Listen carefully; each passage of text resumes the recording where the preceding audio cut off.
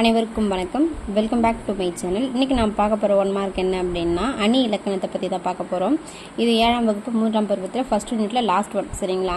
இந்த அணி இலக்கணத்தில் 2 அணி கொடுத்துருப்பாங்க. ஓமை அணி, எடுத்துக்காட்டு ஓமை அணி. சரியா?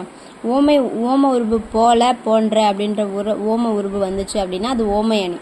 சரிங்களா? எடுத்துக்காட்டு ஓமை அணி அப்படின்னா இந்த பாருங்க என்ன சொல்லியிருக்காங்கன்னா, உவமை ஒரு தொடராகவும் ஓமேயம் ஒரு தொடராகவும் வந்து ஓம உருவு மறைத்து வந்தால் அது எடுத்துக்காட்டு ஓமையணி. சரிங்களா? 2 ஓமையணி.